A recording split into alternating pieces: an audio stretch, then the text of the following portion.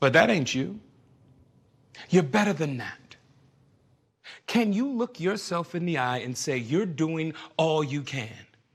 No. Be honest with yourself. It's time to get real and take control. Your numbers are your scoreboard. Don't let them get the best of you. Boring. I'm not telling you it's going to be easy, because it's not. It's going to be tough, but it will be so worth it.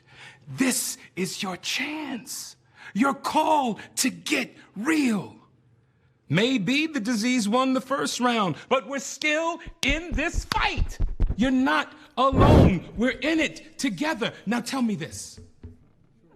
What are we going to do? Oh, God.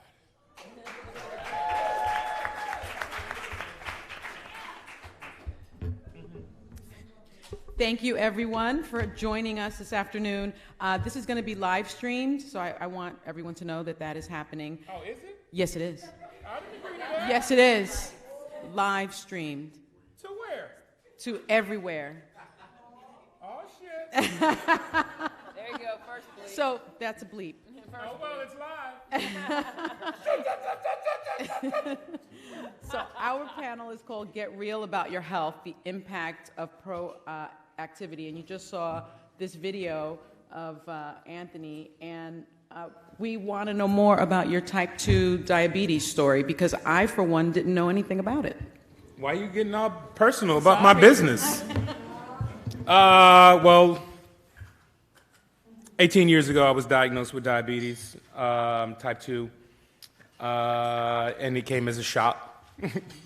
I don't know why. I was fat and out of shape and wasn't eating the best. And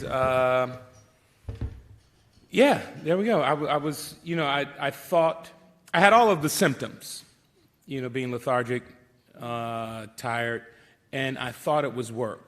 I was on a whirlwind press tour. I was in 14 cities in 16 days. So it was uncharacteristic of me to start taking midday naps, but that's what I was doing. And I had just created my first show all about the Andersons, and so I was doing all of that. So I was just like, I'm just tired from work. And then one night, I drank 5 gallons of water in an hour and a half. Yeah, whole sparklets bottle. And I would wake up in the middle of the night, I would be thirsty, I would drink, and then I would go immediately to the restroom, and then as soon as I was done, I'd have to go get some more water, and as soon as I drank the water, I had to go piss again. And I was like, I think I may have diabetes. And I went to the doctor the next day, and I was diagnosed as a type 2 diabetic. And I was the first person in my family diagnosed with diabetes, then my mother, and then my father. But my father, once I learned about the disease, I realized my father had the symptoms of being a diabetic when I was a kid, a teenager. Symptoms? Just what I said, the constant urination, the constant unquenchable thirst, midday naps, being lethargic and all of that. And I realized that my father had been a diabetic for 20 plus years and hadn't been diagnosed. And so when he was finally diagnosed, his quality of life, as you could imagine, was bad. Mm-hmm. And I did all of that I could, took him to the best endocrinologists in LA and whatnot, and just so his quality of life could be better. And it was, but unfortunately, after dealing with that and dealing with the doctors, he had succumbed to the disease. And so when that happened, I realized that I didn't want to do that to my family. I didn't want to do that to my children. And so, I partnered with another pharmaceutical company years ago, and we went out into the community and, was bringing awareness to diabetes. And then a couple of years ago, I partnered with Novo Nordisk, and we put together a partnership and did an integration on my television show Blackish because of the platform that I'm on and that I have. And we started this campaign called Get Real About Diabetes, and where I just go around literally the world and I share my story and we also share information. And our website, getrealaboutdiabetes.com, is all about that. And that snippet you saw right there are some of the videos that we post, and along with information that everybody can access. And it affects so many in our community in particular. I'm sure many of you out there have people in your family, right, that have diabetes if you don't have it yourself. Or the sugars. Or the sugars. Yeah, we Right? call it the sugars. And Nischelle, your mother was diagnosed with diabetes. Yeah. So can you tell your story about being a caregiver, which is part of Anthony's story as well? Right, yeah. My mom has been type 2 diabetic for over 2 decades. And I've known it for a long time. It runs in my family, like a lot of people have that same story. My grandmother died from complications with diabetes. My mother's one of 11. 4 of her brothers are diabetic. One of her other sisters is diabetic as well as her. And so I've always known it, but our story changed about 2 years ago when my mother started going blind from complications of diabetes. So she started, actually I think Anthony, when we were given the diabetes, I think Anthony was the first person I called because I know his story and I know he was type 2 diabetic. As you were baking the sweet potato pie. Right. I do like to bake. But I was distraught. I didn't know what to do. And I remember Anthony saying, like, what are you crying about? You got to figure out your life now. You got to figure out what you're going to do. You got to figure out how your mother's health is going to get better if it can. So let's get real, basically get real about diabetes and get real about her health, your health, and everyone else, and surroundings. Are tired and was traveling around the world and doing so much and loving her life, and now she cannot drive. I have, and just listening to you guys talk, you guys are so lucky because I lost my father 2.5 years ago to complications from diabetes. So this affects everybody. But yeah, my journey was just different. I was diagnosed with ADHD, and I didn't even know what that was. But I know my entire life that like my brain was kind of like a television that was just like changing channels like every 60 seconds. And so I was always thinking about something else. Like even when I taped my half-hour special on Comedy Central, I was thinking about something else when I was on stage. Like my brain's always going, and I found that I wasn't present with my kids. I found like I wasn't present in my life. But I don't know if there's like a stigma with like being on any kind of medication, but I definitely, whether it's just like old school that you get from your parents and your grandparents, like you don't want to be taking pills every day and all that kind of stuff. So I just avoided it. I tried to like just have these almost life hacks to get around not being able to like sit down and like to read a chapter in a book was like out of the question. That was never gonna happen, so like I would just be envious of like looking at people on the beach, like reading a book, like the concept of that it just would never happen. So Well, those people could read, though. that too. That's the difference. I don't know if that's another Jokes panel keep we're doing coming. called Can Al Read by 45? Okay. That's at 5:30. And I just want to let y'all know that his comedy special was actually an hour long, but because the television kept switching in his head, it was a half hour. I started going through my grocery list. Yeah, but I went to the doctor and immediately she was like, you have a pretty severe case. They gave me some medicine and it's been life changing. Just so for anybody that feels like this is something that they might want to look into, like just understand that like don't be like my dad and don't because with going back to the diabetes, like you just see your people deteriorating. You see them, they're not walking right. They're not talking right, and they're just saying weird, like my dad, his thoughts weren't connecting, he wasn't moving right, and this is a guy that ran track in college, and, he just, by the time he tried to get around to it, it was too late, so I'm glad y'all took care of your folks, so good on y'all. Yeah, Sam, before you, I have a question. Can you just explain, my question is twofold, can you explain what ADHD is? And you touched upon something earlier when you started speaking, about medication, because there's a stigma, and especially in our community, Yes. where we don't get help, mental illness and all of that, and we don't want to be medicated. So a lot of people self-medicate, which is even worse than that. Yep. How did you make that transition to take medicine for that, and how has that helped? Man, I'm glad you asked that because first, there is a stigma with taking any kind of medication, and I was starting to self-medicate. And like a lot of times when I see like an entertainer on TMZ or anybody that's famous coming out of, doing something weird or leaving a weird voicemail or something like that, a lot of times with drugs and alcohol, a lot of these things get started because people. I interviewed DMC from Run DMC, and I was talking to him, and he was saying he would drink like 6 or 7 40s before he went to perform, 6 or 7 before he even started. Yeah. Because he had such intense stage fright. Yeah. So think about how many shows they did and how many do that math. Right.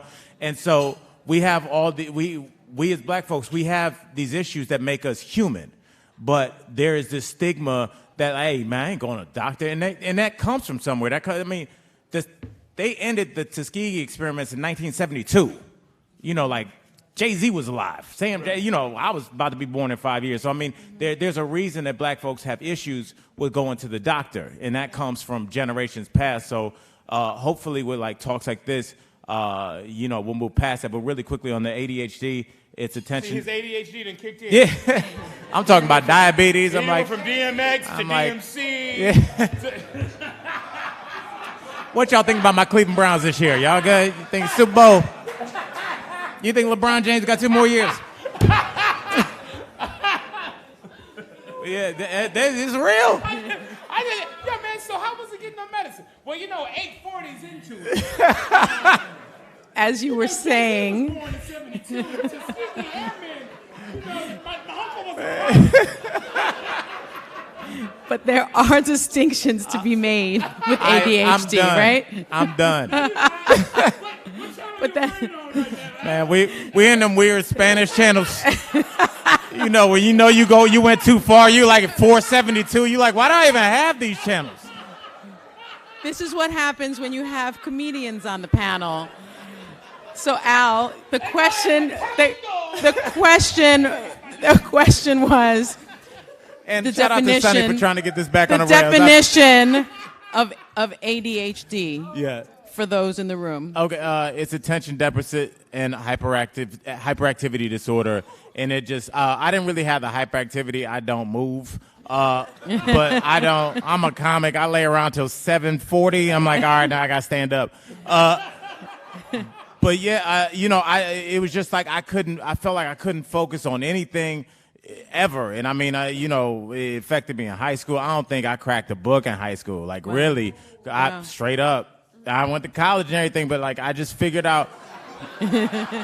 Shout out Tougaloo College. But yeah, hey, bro, and just like him, you figure out a way. Now, granted, he was a football player. I just had to like sneak around and, hey, what you put on number 7?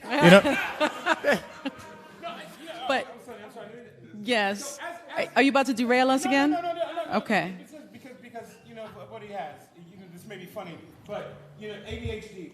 How is it that you're able to be as funny as you are and construct jokes and write material? Having. Right. The thing with me is, again, man, it's just like, it's probably just like Dexter Manley, who's played for the Redskins way back in the day. It's like you figure out, and he came out, he couldn't read in his 40s. He had a college degree. And yes, yeah. He graduated from college as an athlete, and he could not read a lick. Yeah. Yeah, that's a crime. Yeah. But you figure out, just like anything else, if you can't read, but you are a famous person.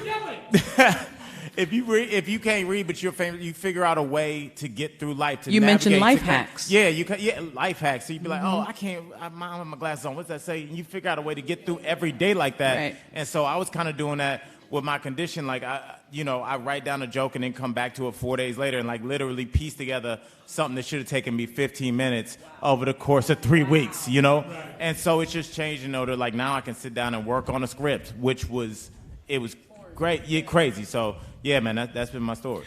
Let me ask you, each of you, what do you? Oh, great, thank you. Let me ask each of you, just in terms of these hacks. We know with diabetes, a healthy diet is important. Exercise is important. What changes did you need to make in your lifestyle when you realized, wow, I've got to take this seriously? Because I've heard that at first you didn't want to take it seriously. They lied. Well, I couldn't go over to Nichelle's house anymore because she's a baker. And every time I would go over there would be a fresh apple pie, didn't know sweet me potato 18 pie, years ago. a cup of sugar. I was like, why you got a cup of sugar on the table? Because she get hungry, Aunt. So we had We're an being hour. honest. We He had comes an hour over and cooks friendship. fried chicken. We had an hour. What'd you say? You came and cooked fried chicken. I didn't say. Well, you were cooking fried sugar cubes. So no, but it was about making healthier choices. I mean, you know, we all go through a stage of denial or whatnot whenever we're diagnosed with anything. And you were like, I can beat this. It was like, no, you can't beat it. Yeah. You know, not on your own, and you can't beat it doing the same things that you were doing. So it was about making healthier choices and then seeing the deterioration and the ultimate death of my dad, you know, is a reality check. He was like, oh shit, like I say, I don't want this to be me. Yeah. You know, I have too much that I want to accomplish in this world to allow this to happen to me. So whatever it is that I can do to change the situation, that's what I'm going to do. And it, you know, began with living a healthier lifestyle, making better choices. You know, at the craft service table at work, you know, I wouldn't go, you know, and eat the sweets and the food that I became a vegan for 6 months, cold turkey. I became a vegetarian, you know, and all those things. So you look at what works for you, and you just make adjustments on a day-to-day basis. You can't look at it and it's like, I got to be like this for the rest of my life. Well, yeah, you do, but you can't look at the end goal. You have to look at it on a daily goal. And okay, so Tuesday, I'm not going to eat this. Okay, so I don't eat it on Tuesday. I deal with Wednesday when Wednesday comes. So Wednesday, I'm not going to eat it again. And then so you set those daily goals, and after a while, that Tuesday and Wednesday has turned into 6 months. And you're like, I haven't eaten, I haven't drank, I haven't done this in 6 months, and I don't miss it. And it's not really that much of an issue, and so you just continue and move forward that way. But it was about making healthier choices in my life and exercising. And, you know, just changing my outlook, you know, on what it is that I needed and wanted. And Nischelle, on your Instagram, there's constant yoga poses That is true. and all kinds of stuff. So I took Anthony to yoga with me when he I started damn near getting fainted. serious. He did. She didn't tell me it was fucking, she didn't tell me, live streaming. she didn't tell me it was Bikram yoga, at 122 degrees. And I You know what he said? I'm diabetic. I can't. I was like, I'm diabetic. How you gonna have me in sweat to death? I literally almost passed out 3 times in the hour class, but I wasn't no punk. I was gonna persevere. I was gonna die in the parking lot. I wasn't gonna die on a yoga mat. But she did take me to yoga, and so I don't know what that's about. I think I got ADHD. Well, he said he was coming back, but I've never seen him there again. So, but it was because Anthony had told me I'm getting serious about my health. I'm getting serious about exercise. And I said, well, this is something that I love to do. I've always been serious about exercise and working out. But when the situation happened with my mother and I saw her health really starting to deteriorate, I said, okay, I'm in this for the fight of my life. Like, I'm in a battle here because I don't want to be in this situation. I don't even, you know, some of my family take medication, some take insulin shots. Like, I just don't want it. So I'm going to fight it with everything I have. So along with getting even more serious about exercise and my health, I started dabbling in the ketogenic diet plan. And so because the research on that, it was created to help epileptic children, children. One more time for safekeeping. But it also has been shown to help diabetics because it helps regulate the insulin that's released in your body. It also So gives them high cholesterol and heart attacks. well, no, because being on ketogenic doesn't mean you go every day and eat burgers and cheese and bacon. Like, that's not what it means. I was doing it all wrong. That's not what it means. And so I started doing that, and I found that really works for me and helped me in ways that I hadn't been helping myself just with exercise. And I feel better. I feel like I look the best that I've looked. I feel the best that I've looked. I've started to pass it along to my family. We've started a Get Moving campaign within my family where I'm really like imparting to them how let's just start with 5 minutes a day. My family has walking Saturdays where they all get and go. And so I've seen it kind of reverb. And throughout my family, I have 2 family members who are now vegan and who have really seen the effects of this and are saying, you know, especially people of color, especially us, we cannot play. We cannot play around. We just cannot, because our health is too important. And let me just say this. I'm not trying to be vain, but I'm not. But when I'm preaching to my girlfriends, I'm so sick of hearing us women of color say, I can't get in the gym because my hair. Screw it. Get in the gym. For real.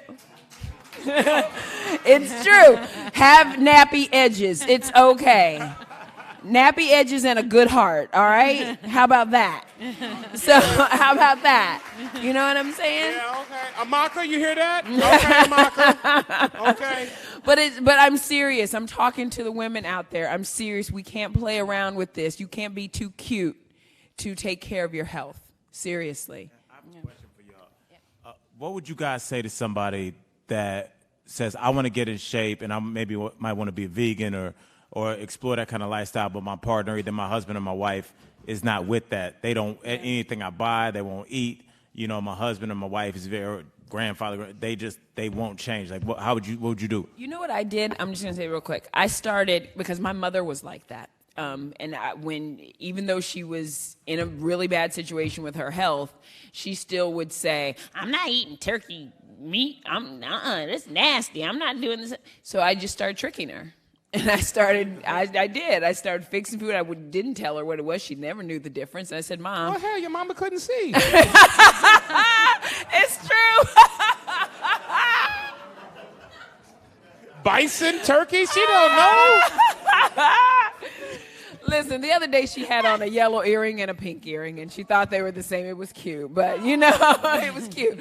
But it's true. I just started tricking her, and then afterwards I'd say, Mom, you just ate, you know, tofu, and you thought it was ramen, and it was tofu noodle, and she just didn't know. And, you know, and I would do that, or I'd say, Mom, you had turkey lasagna, or you had this, or you had that, and she's like, what? And so now she just started to come around to it because I lied to her and I tricked her. Oh, so okay, lie to his spouse. Okay, but no, another lie, keep him alive. Which one you want to do? Exactly. You know, Al, it's hopefully the person who may not be on board in the beginning, because what they need to realize is that, they may not be affected directly by the disease that I may have, or her mother may have, or the person may have, but indirectly that they are. And by making the changes that we make in our lives, we're not making them for them. We're making them for ourselves. Didn't your family, like when you started changing your life and your health, your family? But that's what I was going to move into, because they start to see by example. They were like, oh, my pops has dropped 50 pounds. Not that, you know, my family was overweight, but I was the one that was overweight. But I was like, oh, okay. You know, so, you know, the family has changed. You know, they see the benefits of how it's working for you and in your life, and then they start to adopt it. That's very true. You know what I'm saying? So, you know, we can't make those changes in our lives for those people because we're not doing it for them. We're doing it for ourselves. So you can continue to go and eat your bacon and your beef and all that. I'm going to sit over here and I'm going to be vegan for a minute. Or I'm going to sit over here and instead of eating your beef, I'm going to eat turkey. Or I'm going to eat chicken. I'm going to eat fish. And then they start to adopt it because they see how it's affecting you. And then they get on board, one, because they see the benefits, but two, they love you. Yeah. You know what I'm saying? And they follow suit. My cousin had a cauliflower steak the other day, and I literally started screaming and crying because I thought, in life, I never thought I would see these country folks from rural Missouri. I grew up on a pig farm, ordering a cauliflower steak. Well, I'm crying because I take offense to you bastardizing the word steak with cauliflower in front of it. You know, we touched on it a second ago, but I want to talk about it a little bit more. You know, implicit racial bias affecting the health care of the African American community. Okay. It's there. What are some ways do you think that disparities can be addressed? I know that education is a big part of it, and I thank all of you for being part of this because I think that's a big problem in our community. We don't talk about these issues. Well, it starts with education, but you also look at the communities that we live in, and some of those communities are food deserts. You know, they don't have supermarkets. Yeah. You know, they have bodegas and corner stores. You can't go to a bodega or corner store and get fresh vegetables. So, you know, it's... And that's by design. Yeah, exactly. No, exactly. So we have to address that with the people that we elect and put into office at the grassroots level. We won't even get into presidents and senators and all that. We have to start with our local councilmen and councilwomen, women, or council people, council persons. I just want to be, persons. Yeah. We have to start on the local level and, let them know this is what we need in our community. And if we are here to vote you in, we need to be heard, or we're going to vote you out, and you're going to have to deal with it that way. But yeah, it's unfortunately it is by design, and we have to change that design. We have to engineer it ourselves, and it starts with the community. It starts in that grassroots area about who we have representing us and how they're going to fight for us and how we're going to fight for ourselves. And I'll just say to that, for me, what really helped me get myself together is I toured with Hannibal Buress, and he and I've been touring for years. And truth be told, and I'm not going to talk out of school about him, but we were on the road and we ate good, ate terribly, drank too much, and I think he's almost 2 years sober now. I'm coming up on a couple months, but the thing that changed my health ultimately, and where, like you were talking about the yoga, I stopped drinking, I started eating right, started cooking every night. That trickled down to my kids, what they ate, and I took my gigantic black behind and went to Soul Cycle with all them white girls. It's before I knew what I knew, but he lied. He went for the white girls. Before. See how he didn't deny Soul Cycle on the white girl. See, I'm gonna tell you how you messed up. You went to yoga with her. I went to something where they literally nail your feet into the pedals where you can't get up. Like you cannot get off the bike. I needed that hour is up. Yeah, yes. You were just on the bike, so you might as well pedal. So that and honestly, I'm gonna find something else to do now. But just finding something because I can't contribute to that. But what I realized is there's a community everywhere you go. So I was so used to, you do a show, 10 o'clock, you go out after that, and there's a nighttime community, but then you realize that there's also a daytime community, the people that are up at 6 o'clock doing yoga, up doing positive things, and they're asleep while the nighttime people are up. But you realize that there's a whole another subset of people, almost a larger group of people that are out trying to better themselves, and you feed off of that. So I just kind of changed who I hung out with, changed how I ate and worked out, and it's been good. I want to ask you also about your platforms because we're all fans of all of you. And I know Anthony on Blackish, you talked about Black Lives Matter, Juneteenth. I love that episode. Postpartum depression. How have you addressed diabetes on the show? And will that be a part of your character going forward? Oh, yeah. That was part of my relationship with Novo Nordisk. That's why we partnered up and I brought them on board. We integrated. We always joked about Andre being a diabetic because I'm a diabetic. But when I partnered with Novo, I brought them to ABC, and this was the first time that a partnership like this had ever been done in primetime television, where the lead actor takes on and tackles something like this, and the person portraying that actor actually has the ailment in their real life. And because of the success of what we've done, Novo Nordisk has really gone on and pioneered doing something like that in our industry.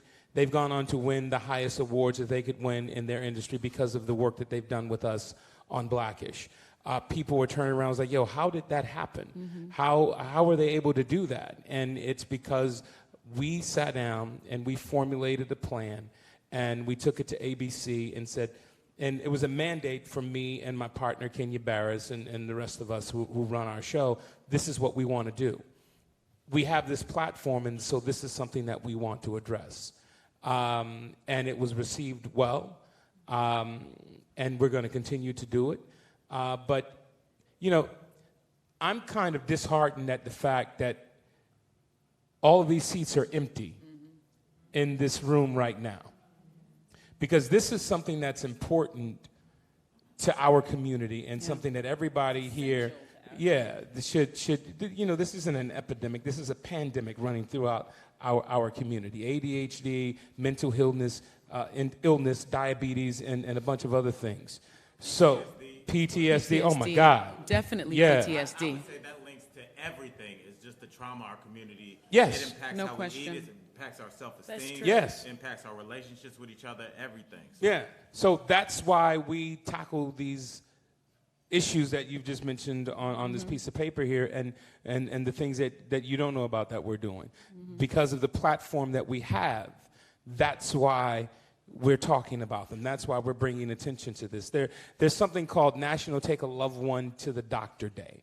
There's no reason that should be something on a calendar. Especially in our community. That's something, there shouldn't be one day a year, it's like, oh, it's National Take Your Loved One to the Doctor Day, so let's go to the doctor for this one checkup once a year. There's no way that should be something that we acknowledge. You know, but it is, because we don't go.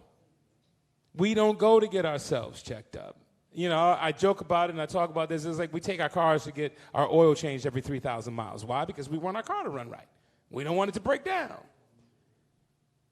But we don't go to the doctor to get checked up. And I understand what Al was saying. You know, the Tuskegee experiment ended in 1972. So, you know, there are a lot of things that, you know, that have happened to us as a community that prevents us and stops us from seeking the things that we need. But, you know, we have to fight through that and get over that.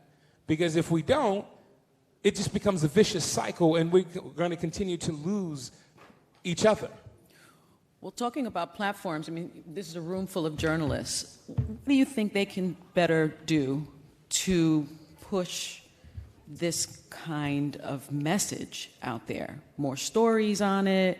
I don't know. What are your thoughts? Well, let's give it to the journalist that's on this panel right now. Yeah. So I know you've used your platform. Yeah, I mean, I've made health and wellness and food and fitness, it is my life. And Yeah. it's what I believe in. It's my day-to-day existence. It's what I preach. It's what, you know, people hate talking to me because I'm always preaching to my girlfriends or my family or whatever. And yeah, and I continue to do it. I'm like, I don't care. You want to talk to me? It's what you're going to hear.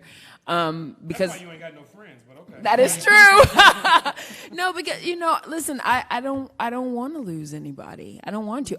I tell you guys, and I'm dead serious. I am scared to death every day that I'm going to wake up and somebody's going to say your mama's not here anymore because of this. Like, it made me think about mortality in a way that I never have. I got that phone call. You know what I'm saying? And I'm scared to death. And I don't want anybody to have the feeling that I live with every single day.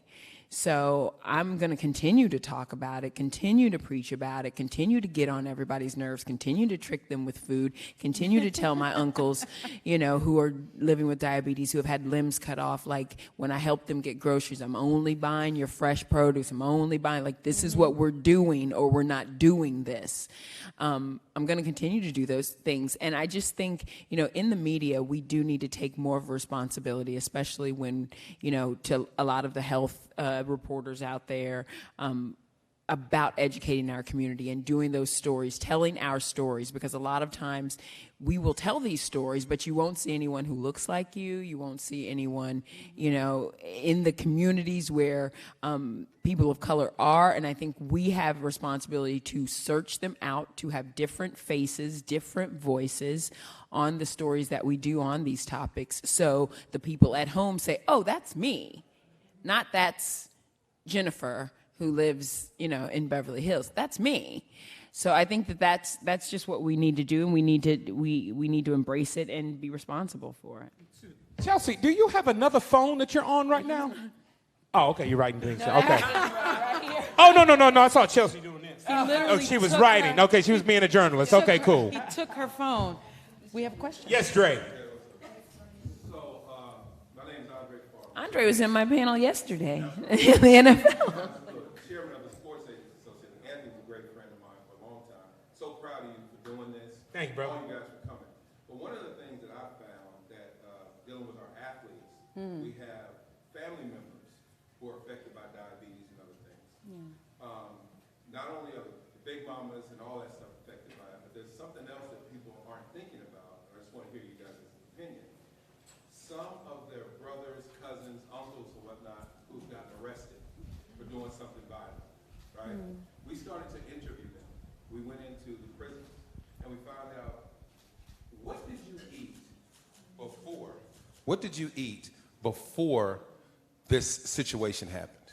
And then we asked them to go back. What did you eat a week before? What did you eat 2 weeks before?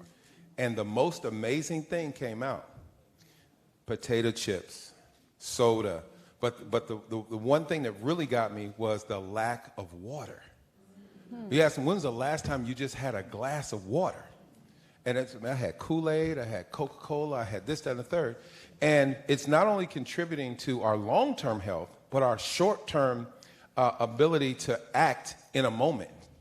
When things are happening, it really has an effect on the body in terms of what you put in it. Your ability to even negotiate a problem. And then on top of that, self-medicating, whatever else they're doing on top of it. But I think the diet, and what we're doing the study on, the diet has a real hand in how these guys are actually doing things, how they address a situation. So I just wanted to know if you guys had heard of that before, or what your thoughts are. I've never heard of that, but that's very interesting. That's very interesting. But I'm pretty sure there's some vegans out there who've done some heinous shit. What did you eat? Well, I had a cauliflower steak. That was your problem right there. It wasn't a steak.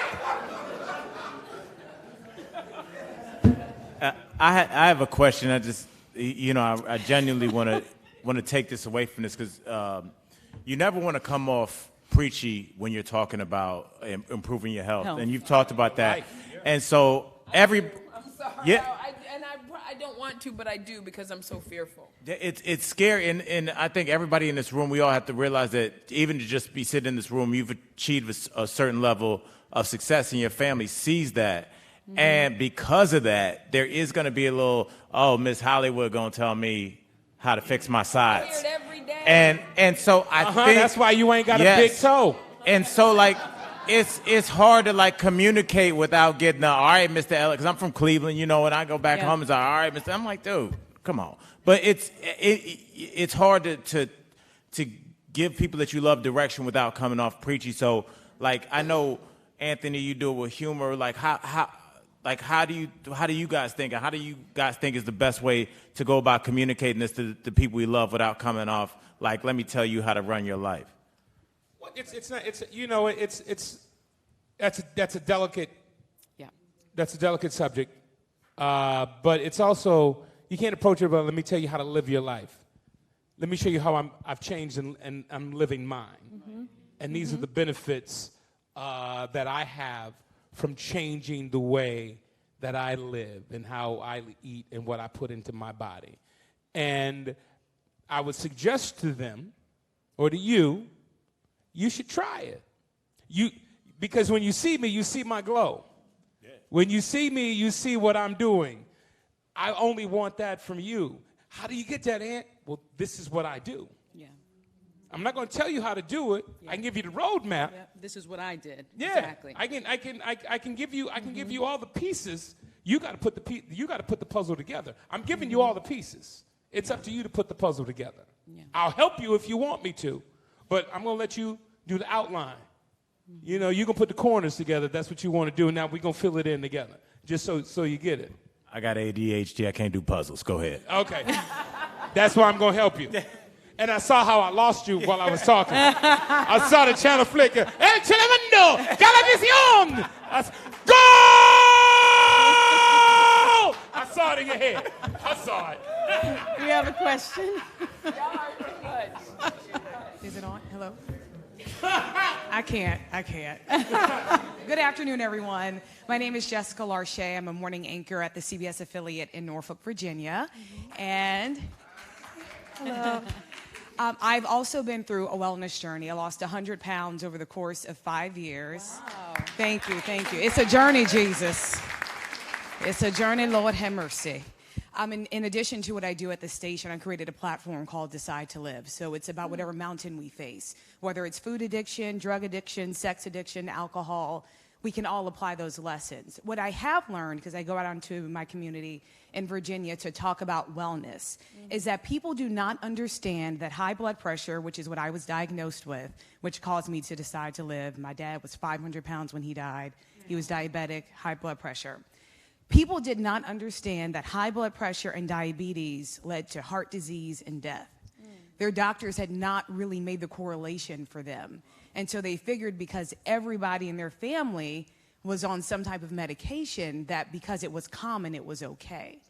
And we also talk about the mental health piece. I realized my food addiction and binge eating was linked to anxiety. Then went to therapy for that, to kind of deconstruct that. So when you're speaking with folks, do you realize that people don't make the connection about mental health and how we treat food, and about how high blood pressure and diabetes are also linked to heart disease? The link. Do you see a link? Hot link or what link? Do you see a link between mental health and do they realize that there may be a link there? I mean, you think about like where we are just in terms of like now, like everybody kind of has an idea of what autism is. I remember just when I went to college, like looking back, I'm 42 now, like looking back just 20 years ago, before it was like a word people used, like I was like, oh, my sweet mate definitely had that, you know, but it just wasn't a diagnosis yet. But you're like, oh, for sure, you know, and he could function, but it was like, well, 100%. And I think that there's a lot of, we all have people in our family where we go, oh, yeah, Anthony, he's crazy. But sometimes we all get in the corner like, he's crazy, you know? But like, it's not, but you, say that our whole life. yeah, like, Cindy's crazy. But now Cindy's diagnosed with bipolar and she's on medication, and Cindy's not crazy like that anymore. I guarantee you, we all got an uncle that used to live in that basement in that back room. yeah. You know, that we never dealt with. Yeah. You know, unfortunately, I have a half sister who's 25 years old, who has mental illness, and it's sad because my biological father, who was never in my life,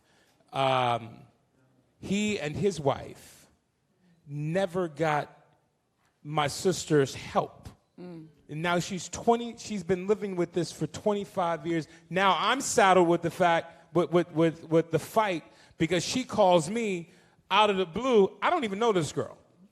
I met her a couple of times in my life. But, you know, she calls me out of the blue, big bruh, can I come by your house and talk to you? I was like, sure, sis, come by my house. Now, I'm mad that I gave her my address now that she showed up, you know, because I'm serious, because of the issues that she has. Yeah. And now I'm saddled with trying to help her.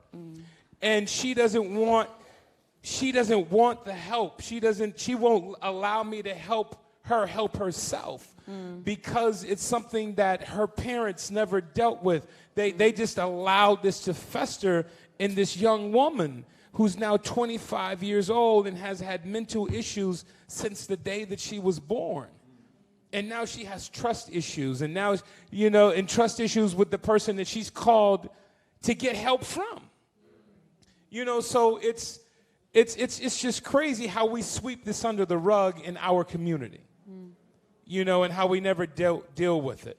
And it's something that needs to be in the forefront, and it's something that we need to deal with, and it's something that we all need to tackle. And it's up to us as individuals to start doing that. We can't wait on anybody to do that for us. We have to take control of it ourselves. And I just say, like, when you, yes, you can clap for that.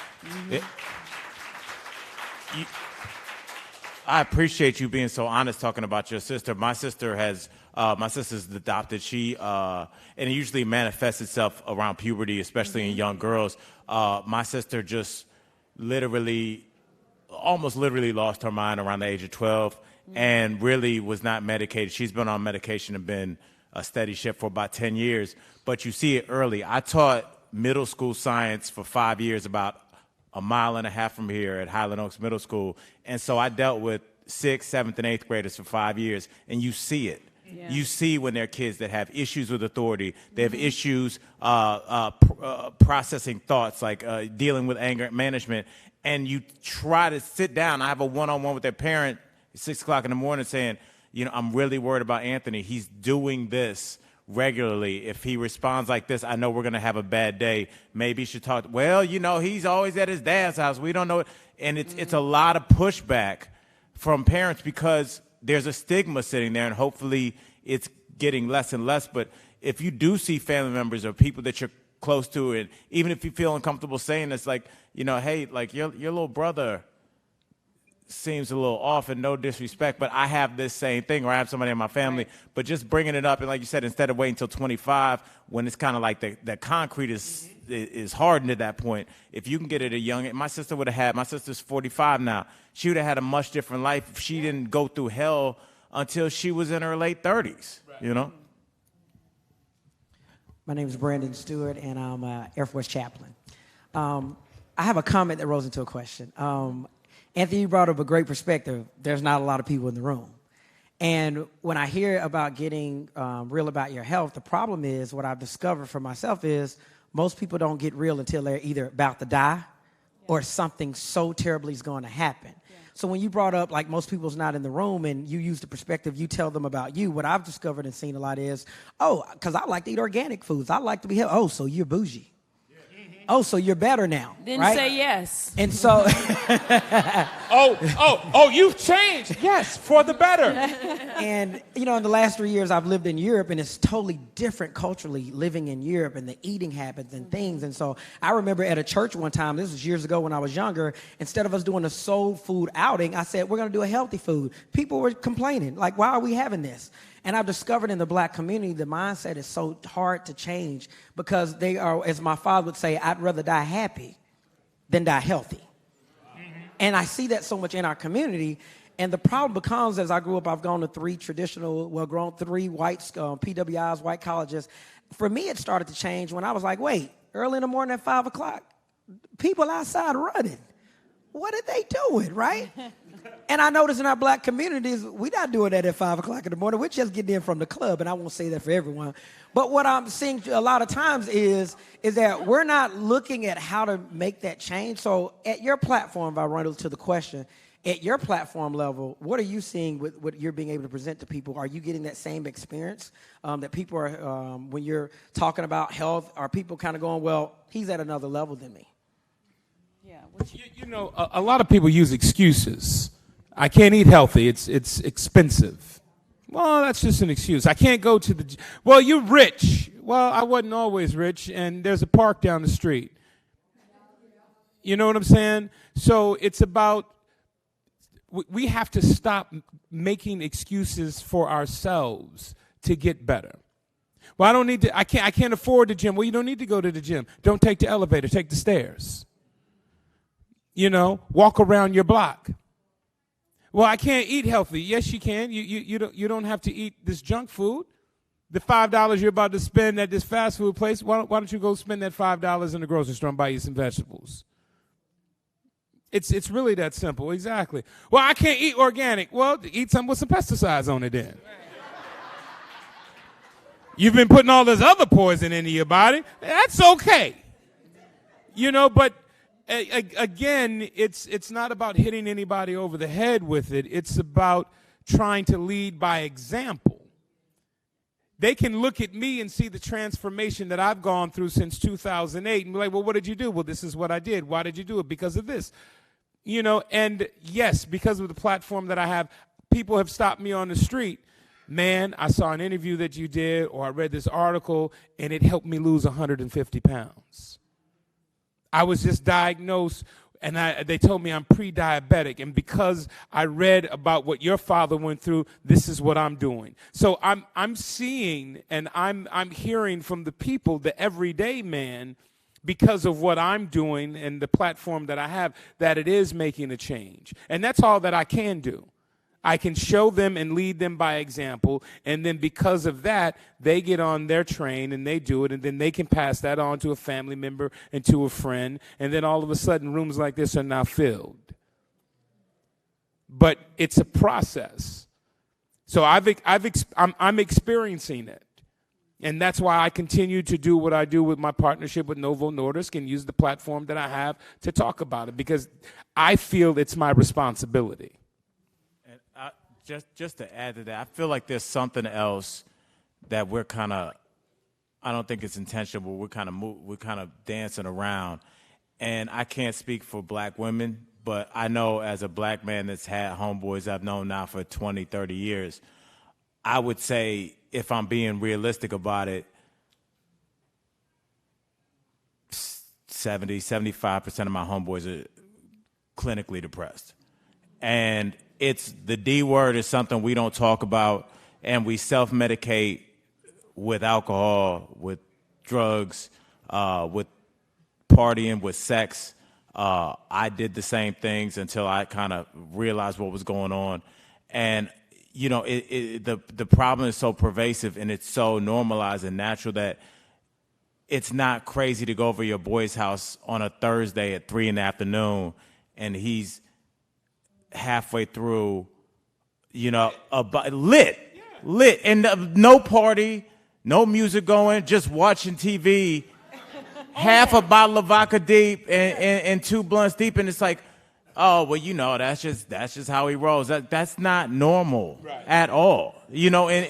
But we have so many people in our lives, with uncles, you know, aunts that just are like that. That it's just so normalized that like that's part of it is at least addressing the depression, and then once you kind of get out of that hole, then you kind of start to see the world, and then you can start talking about eating right and exercising. But so many people in our lives that we love are just stuck in this. Like this hole filled with mud up to their neck, you know, and they don't realize it because they've been like that for 2 decades, 3 decades. Yeah. It's a good question.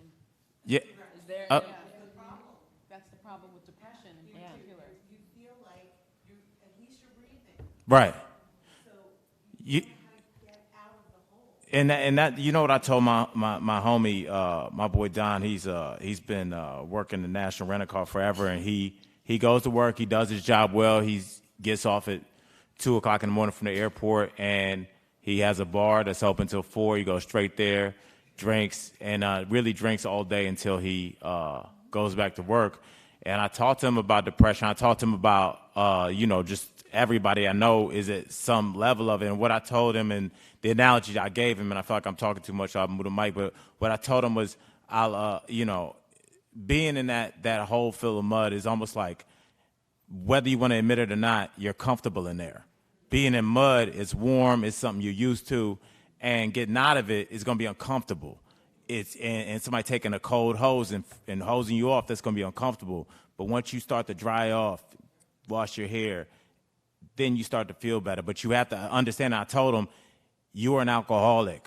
You know, that's where we need to start. We need to figure out why. Why? Because your dad used to hit your mom in front of you. That's unpleasant. Let's start talking about that. Because right now, you're a beautiful soul that's rotting away. And so I think that, like, once you have these kind of hard conversations that I wish I'd had with my pops, I think we can start to move forward. Interesting that you say.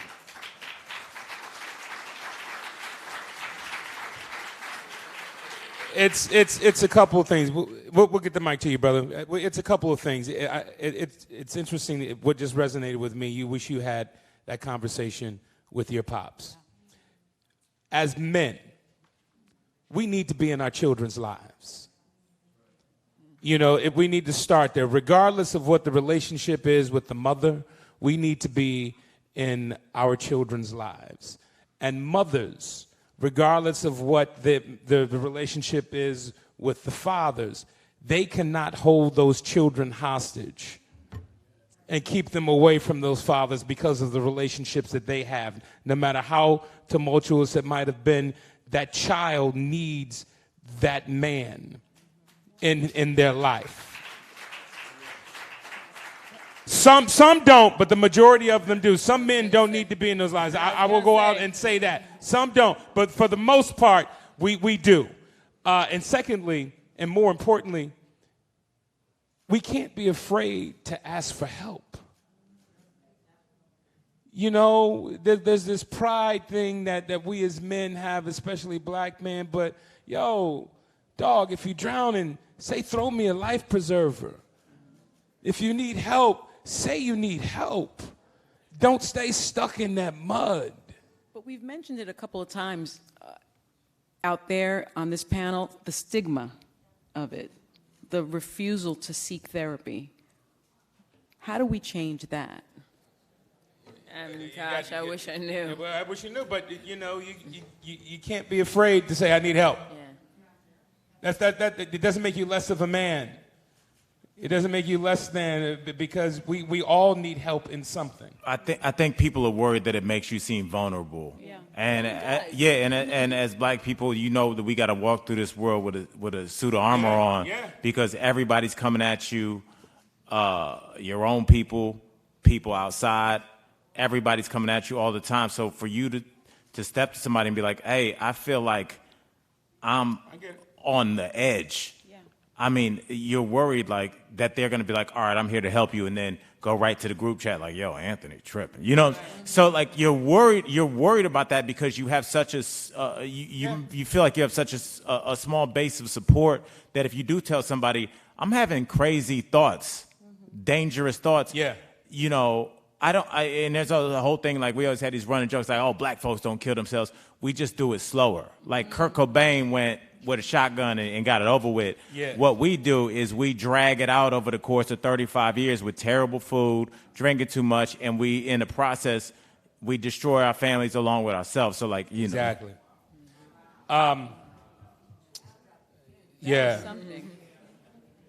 There's a question back there, yeah.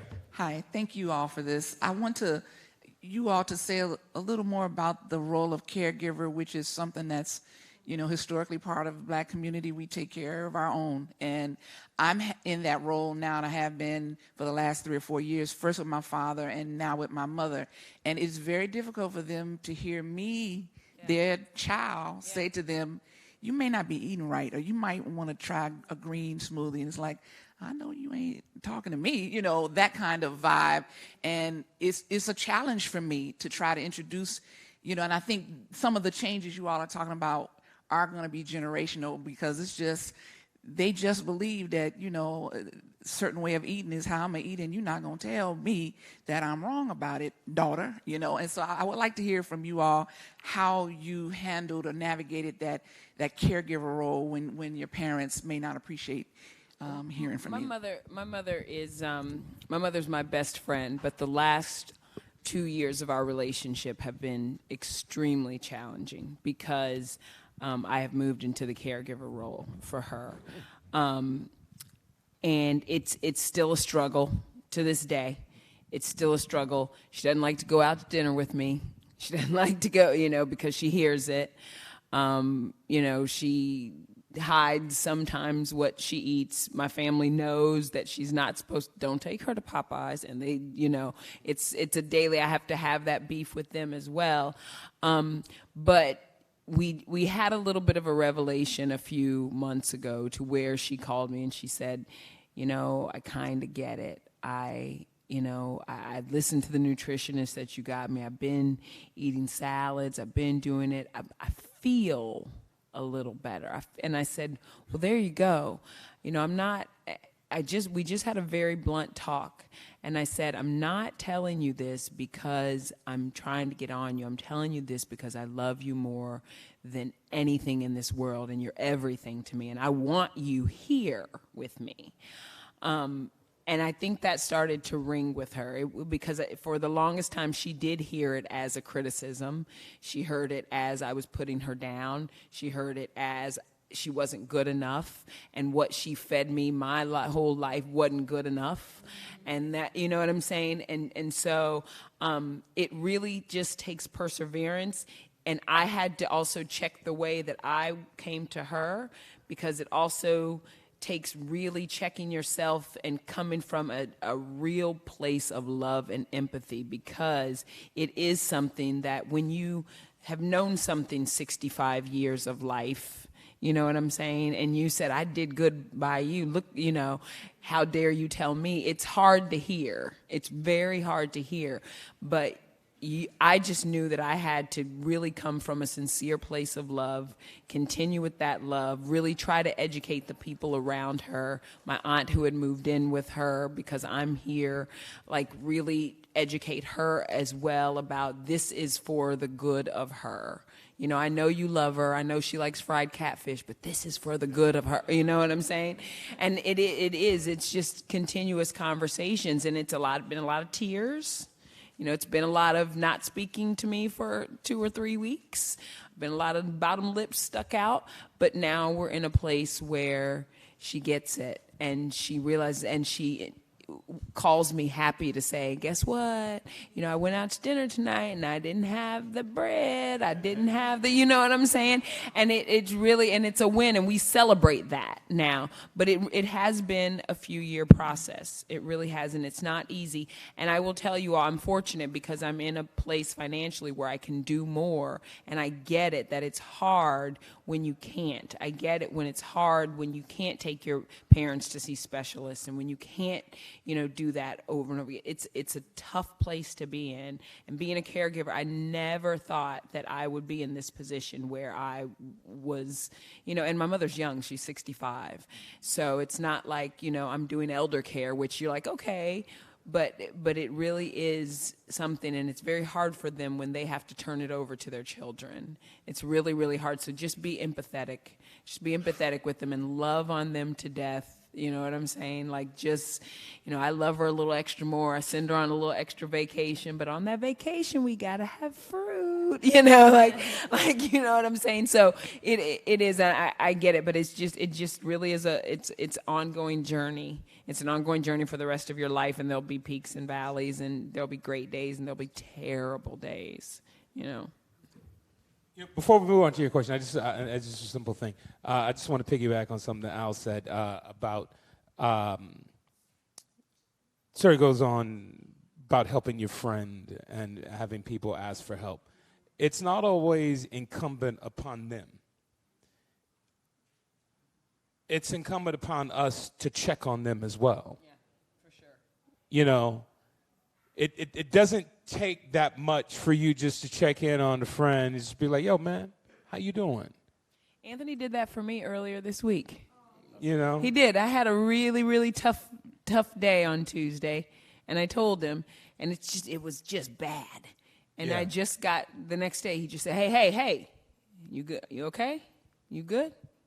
Just checking. Just making sure. Just that simple thing of checking in on a friend and seeing how they're doing can be the difference between them jumping off that ledge or backing away from that ledge. Sometimes all they need to know is that somebody cares. Somebody cares, exactly. And it's not that hard. Even though we may be going through our own shit at times, it's not that hard to check up on a friend and be like, yo, hey, how you doing? You need something? Okay, just checking on you. I don't want anything. I just want to make sure you're all right. That little thing makes a difference. And that will allow them to come out of that shell. That will allow them to be like, you know what? Maybe asking for help from my boy or just asking for help in general isn't that bad.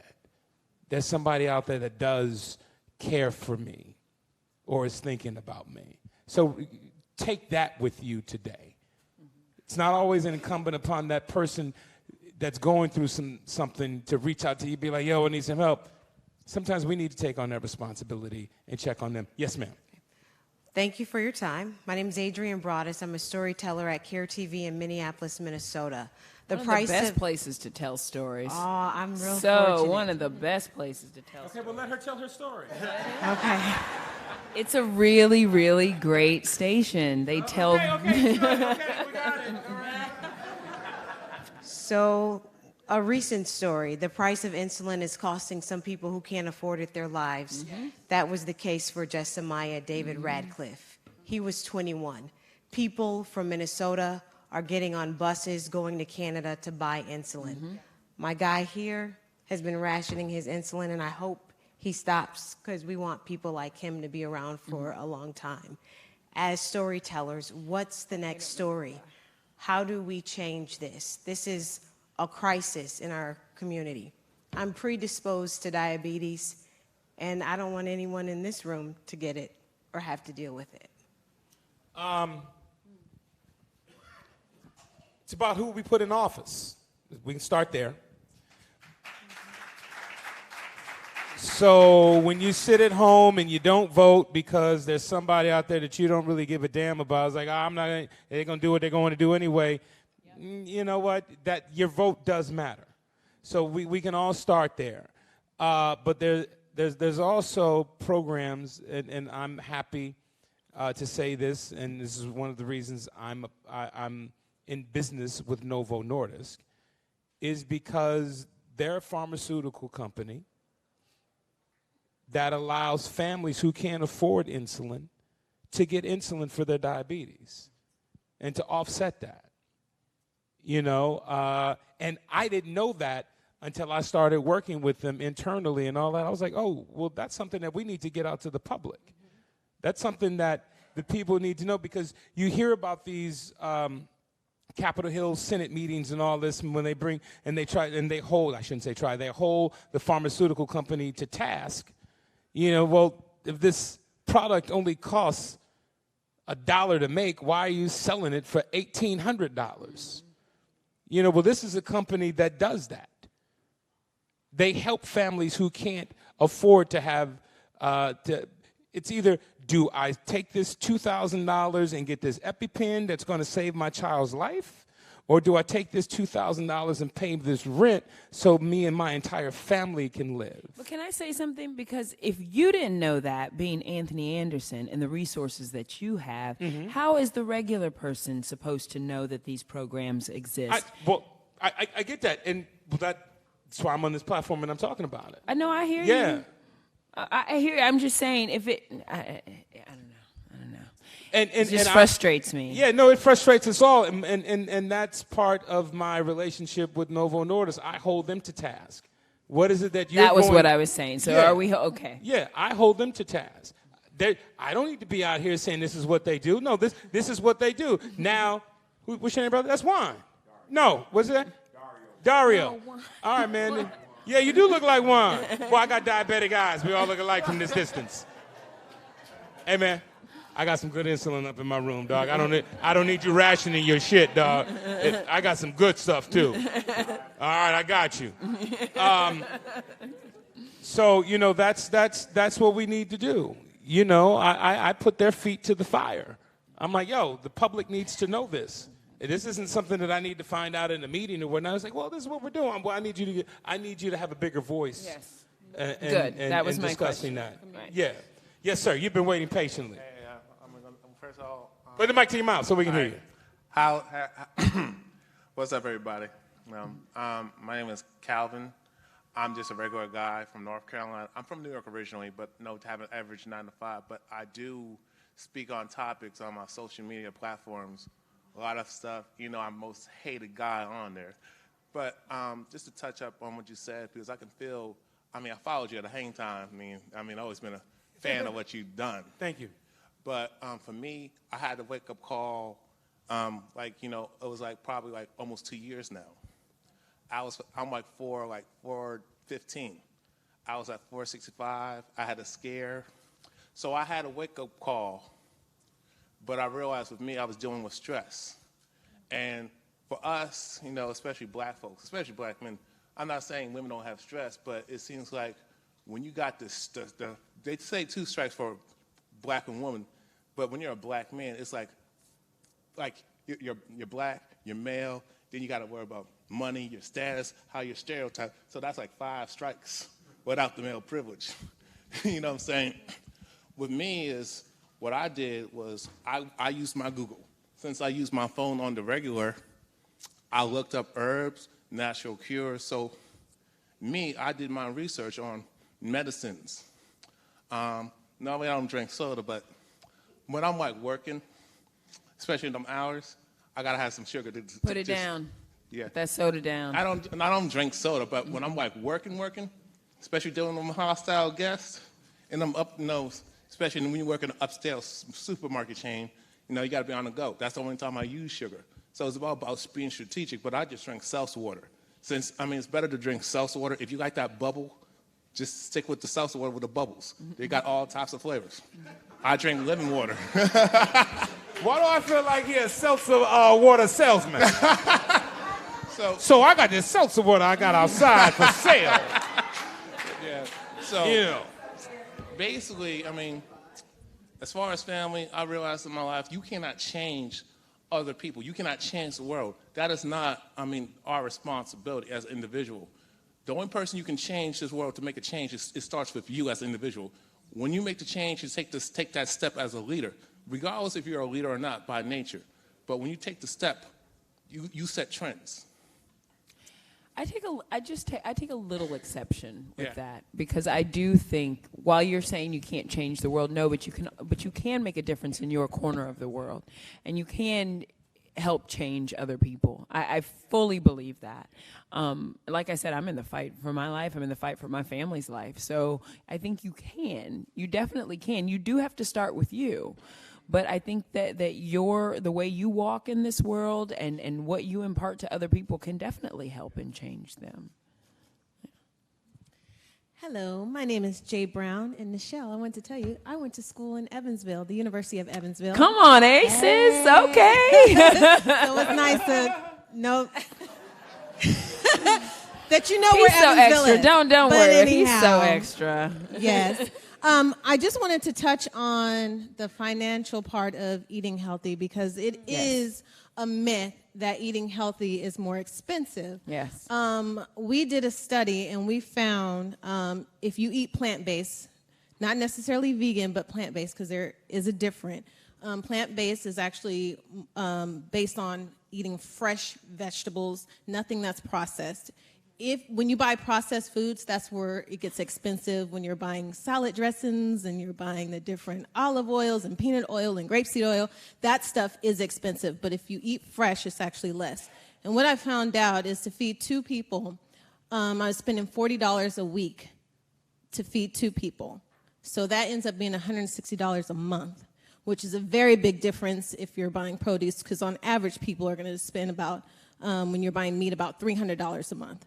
So if you do the work, you can actually eat healthy and spend less. Sodas, all those things, they add up. If you drink water, if you buy a Brita and you filter your water yourself, now you're not worrying about buying bottled water, and you're being economically responsible and environmentally friendly. So true. So there are so many ways to save money and live right. So do the research, do the work. The information's there. Los Angeles. Wow. Yes. I have the receipts.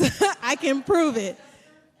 It's not $40. I live in North Hollywood, and there is. You have to be strategic about it, and it is sometimes. Yeah, you do have to be. You do. Coupon you do. clipping. So. Well, no. Don't buy into that myth. That's what they want you to Don't believe. buy into that myth. Don't buy into that myth, because you can go to Aldi and you can go to Whole Foods and you can get the same 32nd thing. Street. Yes. Yes. You can go to Food Smart. for less. You can go to Smart Food for and Less Final. and Super 8 There- and Aldi's. Yes. Yeah, Sorry, you can. I'm sorry, seltzer water man. She just cut Farmers in your Market. business. She just said you get a Brita. You don't And need listen, them I'm not bubbles in your water. I'm not knocking Whole Foods, because I shop at Whole Foods as well. But I also Oh, you shop, bougie. You You bougie. No, but I also shop. You can't go to Ralph's. But I also shop at Aldi's. I shop You at can't Ralph's. go to Food for Less. You I can't do go to the Food little for Less. Mexico 32nd Street. Yes, Super 8. I go there too. Yes, You can't I go do. to the Mercado. Hang on. Another Sunny, question. We live in Westchester. Yeah. You've been to some of the supermarkets. Yeah. There are places where you pick up a pepper and you put that right down. So you go to the Whole Foods. But in the area that I live in, you have to go to particular places because some I of hear you. some of the stores are I not hear as you. well run. So I would love to spend $40 just on, my daughter's a vegetarian. I would love to be able to do that. Can I ask you, before you get your question? Sure. Oh, no, I'll let you ask your questions, then I'll bring this up later. Okay, so I have 2 questions for you. First of all, I'm Brooke Bizel-Stakira.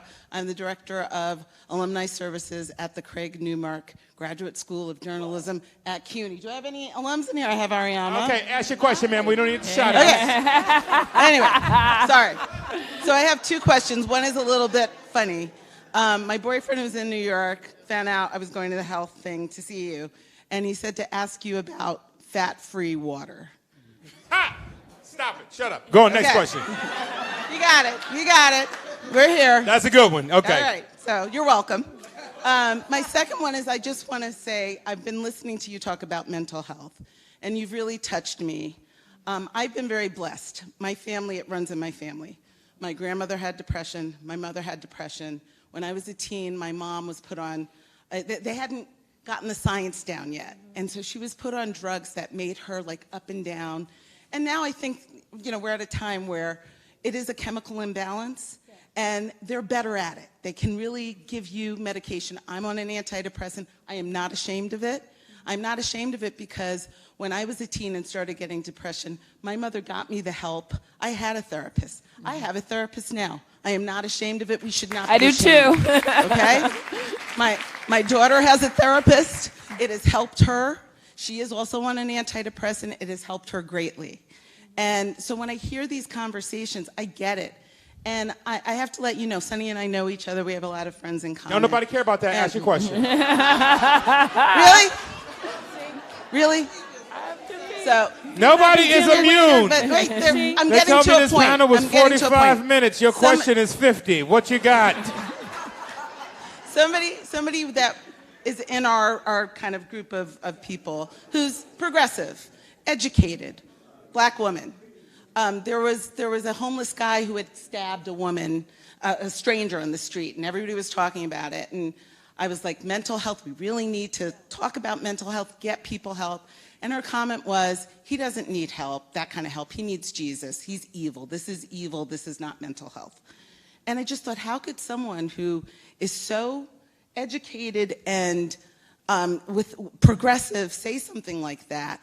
And I want to commend you and the show Grownish for recently doing that episode where the young man who's one of the characters saw that there was a problem. They started talking about mental health issues in college and not getting that kind of support. I think we need more awareness. How do we where are the platforms in our community for change in mental health and support? Yeah. I mean, what's your name again, ma'am? Brooke. It's up to people like you to start those platforms within the community.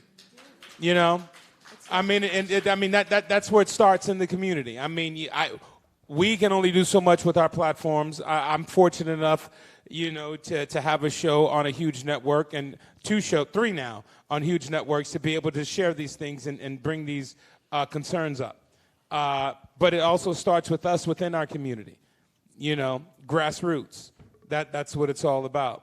It's up to the individuals to see a need for something and to organize that with like-minded people, and that's where it starts.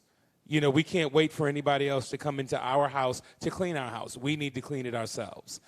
Secondly, going on what I wanted to mention about the $40 a week vegetable habit. If you got dirt in your backyard, you got a potted plant, you can start your own garden. I'm fortunate enough to have a community garden in my neighborhood where I didn't want to dig up my backyard, but I went and joined a community garden. Yeah, I have 1,000 square foot plot, but I grow everything that's in season. So, and it doesn't take you don't have to. Yeah, it's a beautiful thing. You don't have to have 1,000 square feet. You can start with a little 4x4 box and grow your own vegetables. And that costs very little to nothing. Yeah, that's it. So, the answers are out there. All we have to do is put in a little work. We have to stop making the excuses, again, because that's what we do. We make the excuses. It's so expensive, I can't do that. Yes, you can. Go in your backyard and dig up some dirt and put some seeds in the ground and watch it grow. That's what we can do. It can be as simple as that. And I was just going to say one more thing following up on, she was saying that she knew this very progressive woman that was saying, well, she needs Jesus, she can't believe that she said that. I think that we and everybody, this is something that I feel like we can all do, and this is something, just listening to you talk, is something I'm going to try and start doing, is when people of color do start announcing and letting the public know that they're seeing. I know Dwayne Wade, that just retired, said that he started seeing a mental health professional to help him transition into regular life. Yeah. I remember 20 years ago, I'm a huge Hoops fan, when Ron Artest, a.k.a. Meta World Peace, after the end of a game, said that he had a therapist, and I remember him getting clowned for him saying that. I think if we show love to people, that first of all, I don't even want to use the word admit. I don't like that word. You wouldn't admit that you went and saw your stomach doctor. So there's somebody that's saying that they're going to see a mental therapist. I think that we all, when you see a story like that, if it's a celebrity you follow, it's a friend you follow, retweet them, repost that, and say that I'm proud of the sister for admitting that she has a problem, and just taking the stigma away and be like, it's so normal. It's a problem to go see a therapist. Yeah. I mean, yeah. And that's something people should know. Yeah. Well, and I think it's courageous. Yeah. They should be applauded for doing that. You shouldn't be ashamed. Yeah, no, I'm not saying that you are, but a lot of people are like, oh, I don't want to talk about it. No, that's courageous for you to go, take stock in your life and realize that you need help, and you went and sought someone up to help you become a better person, where everybody else is just sitting back and just living that screwed up life and not knowing what to do because they're afraid. People are afraid of their own truths. I think it's courageous that people go seek help to be better, to become better people and productive people in society. Yeah. More of us should do that. And I agree with you. Yeah, you should retweet it. You should applaud that. You'd be like, yo, that's courageous. Because if you're doing that, now I'm going to go do it. Now because I'm doing it, so-and-so is going to go out and do it. This is just, and I don't think I'm talking out of school here, because I think she would want people to know that she is proactive with her, health and life and mental health. But I was, just stressed and talking to Lena Waithe one day just after an interview, and I was like, yeah, I've just been stressed, and she listened, and then before she left, she came back and she said, "Sis, here's the number to my therapist if you just need to talk to somebody." Well, you and had I to took put her it, business out in the street and like that. You could have nobody's just putting her said, business. you talked But I to a took very it and I prominent person. called that therapist, and now they're mine. And but that's all you had to say. You didn't have to put Nina's business out in the street. I so want to give him the middle finger. Anytime somebody start their sentence off by saying, I don't think I'm talking out of school, you talking out of school.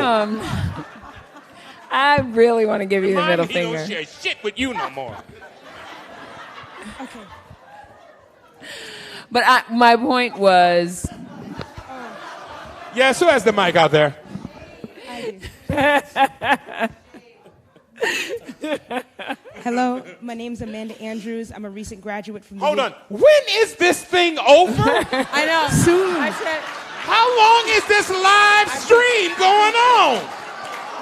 we're about to wrap it up. Jesus! About to wrap it up. Shit, oh my God! The NABJ emphasis on the B. My God! About to wrap it up. We have time for one more question. Yes, ma'am. All right. I'm a recent graduate from the University of Northern Colorado. I was a Division I athlete there. I did track and field for 3 years, and now I'm a reporter in Northern Colorado. And I just wanted to ask you all what advice you have for maintaining mental health through major life transitions. Great question. What was the question again? What was it? No, I'm sorry. Al.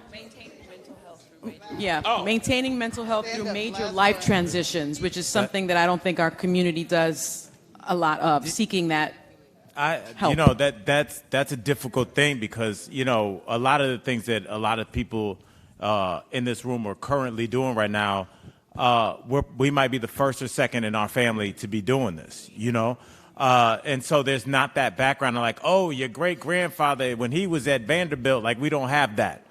So maybe not Vanderbilt. Yeah, so like we're kind of building the blueprint for what we're doing, And, I went from being a middle school teacher to a comedian to a talk show host. And through all that transition, first of all, that's 3 different cities. It was Miami, New York, LA. And it was a lot of transition. And again, I didn't have anybody to fall back on to be like, I'm super stressed out. I don't know how to move my kids to I don't know how to look for a good school system. I didn't know stuff. And I think what we have with us that we just don't realize is that we do have a community. You went to school with people I'm sure that you still currently talk to and you know and respect. They have a knowledge base that you might not, even if it's just on one subject. Use your friends, use your allies. You didn't go to college just to say that you went to Northern Colorado. You went to college to get people that are going to be lifelong allies of you. So find those people and reach out to those people. That didn't end the day that you walked across that graduation stage. So make sure you find those people and use them because everybody wants to help.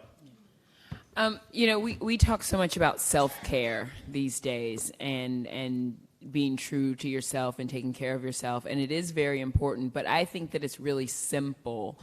For me, think about when you're happiest and lean into that.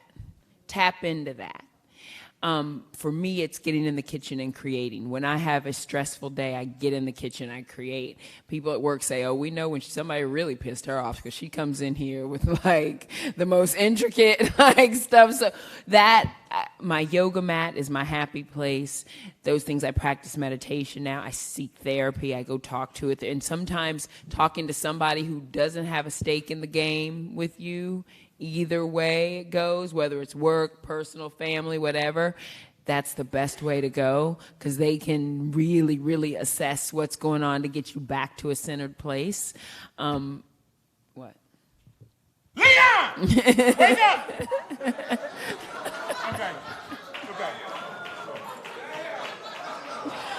Or just have Anthony come scream your name. That's it. I didn't want you to miss this. Okay. That's it. And we have one last question before we wrap up. Hi. I'm Joe Williams. I cover population health for U.S. News and World Report, so I cover a lot of this stuff, and I know exactly what you're talking about. One quick point on the cheap food, cheap vegan recipe. A friend of mine has an idea. Dollar store, frozen vegetables, frozen spinach. That helps lower the cost quite a bit, so you can buy fresh produce and use the frozen produce, which is almost as good as fresh and not quite as salty as the canned stuff. Second thing, mental health. I want to know, because I heard Taraji P. Henderson is doing an initiative on suicide among black community. Want to know what your thoughts are, if you think more people in your industry should get involved to make this a bigger deal. He spoke so fast. Taraji's doing it. Taraji's doing it. You heard that? I'm just waiting for my brain to catch up to him. Because I know Al ain't heard shit he said. His channel done flipped 16 times. And he was like, man, them words was coming at me fast. This is what I want to ask before we address that. Al, how the hell were you a school teacher? A science school teacher. I know he taught science to the baby. Science. We need to check the school system. I thought about that too. Background checks on our teachers. I'm sorry, but I thought about that too. It's just been a burning desire to scream this at you right now. All for this last 16 hours we've been in this room. I've been like, damn it, I gotta ask this question before the 17th hour comes. I saw when I said it, you looked at me like, all right. I was like, this nigga a school teacher? Because you said you couldn't read a book. He said he couldn't read a book. He was on stage thinking about other stuff. His mind changes TV channels to Telemundo, Calavisión. In the middle of sentences, how were you able to focus and teach our babies? Man, I 6th, 7th, and 8th graders, you said. And then go had a nerve to pull my mama to the side and be like, look, your baby got this problem. No, nigga, you got this problem. My baby is normal. Man. He spent a lot of time at his daddy house.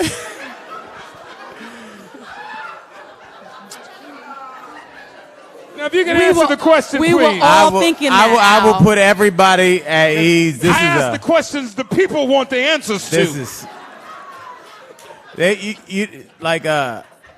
You know how they say that like if you can't see, like your other senses are heightened. Buckle in. And my daughter doesn't have this, but my middle son has this.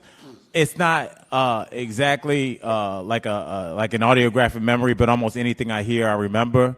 So I would just sit in class and just listen. I could just. It took you 3 weeks to come back. It was a good joke when it was done, though. So. Yeah, I heard it and I remembered it. So that's how I got through. But again, that's how I made it through school. They make Jeeps. On that note, we're gonna wrap up. I'm glad you didn't walk away from this being like, how did he teach? What school system was that? But hold on, we're gonna answer the brother's question now. No, what was the question with all them words? All I know is Taraji P. He said. See, I remember. He said something about suicide. Black men committed. Yeah. Black men committing suicide and Right. Taraji's initiative. How do we plan to use our platforms? Well, I mean, suicide seems like it comes one of two ways. It seems like there are people that, and I hope no one knows anybody like this. I know somebody that's done this, but it seems like sometimes there are people where they leave breadcrumbs throughout their life. They seem to have problems in high school. They have problems adjusting in college, and then they eventually take their own lives. And sometimes it comes out of nowhere. For myself, I lost a friend in college. He took his own life in between freshman and sophomore year, and I remember we talked about it. We just talked about he wouldn't leave his room. He became not xenophobic. What do you call that when you won't leave? Agoraphobic, yes. He didn't leave his room his entire second year, his entire second semester. So again, I went to a black school surrounded by black men. Depression was not a concept. It was nothing that we talked about.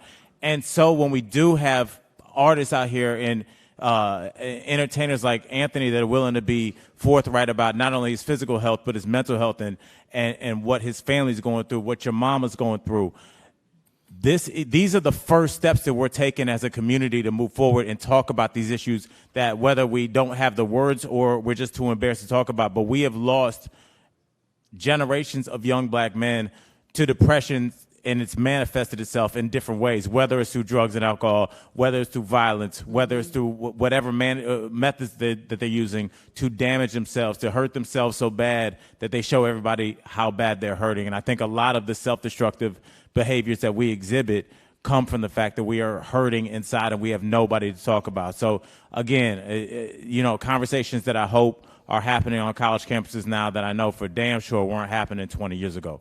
No question. To wrap it up, when I moderate, I usually ask each panelist just one closing thought. Give one takeaway to the audience, starting with Al. What is your takeaway that you'd like to give? We've talked a lot about going out in the community and sharing what we've learned and like the knowledge that we have, talking to each other about eating better, especially our older relatives. But just keep in mind and be cognizant. And you talked about this when you said you started to get a better breakthrough with your mom when you use positive reinforcement. Remember that not only you know the words coming out of your mouth, but you don't understand how they're hitting the person's ear. When you tell your mom that she needs to work on her diet, what she's hearing is you attacking not only what she fed you, but what her grandmother and what her great-grand. You gonna tell me not to put sugar in my great-grandmother's cherry pie recipe? Who are you? So just remember when you go out in the world armed with this knowledge that we've been lucky enough to be given, make sure that you deliver it in a way that's palatable to people so that they don't reject you, and make sure that message gets through. Okay. Nischelle? Just for me, I just think I just want to impart that our health is what we can control. It's what we have. It's the way It's the way that we. I'm losing my words here. I'm losing my words because I'm just a little much. That's That's an old trick when you ain't got nothing to say. Don't. I'm losing my words. I'm so emotional. I just don't know what to say right now.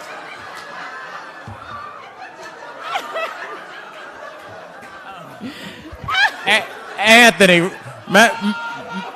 Anthony, remember comics in the 90s when they be stuff be like, ladies, y'all looking good in here. Woo! How y'all, Miami is hot outside. These ladies, though, y'all look good. All right. Nischelle, do you have any Fellas, how y'all feel? words? Y'all all right? No, really. I hate him so much. No, that it actually wasn't it. But no. Taking care of ourselves, our health, it's really the only thing we have. We have to do it for ourselves, for our people, for the generations that are before us, for the people that come after us. It really is imperative. It's just like breathing. You have to do it because we are behind the 8 ball in so many other ways. So if we can control one thing about our destiny, that is it. So just take stock in your health. And if it involves just moving 5 minutes, why am I holding on to Anthony like this? If it involves moving just 5 minutes a day, start there and work your way in. But take care. And Anthony, some final words. Final words, Anthony.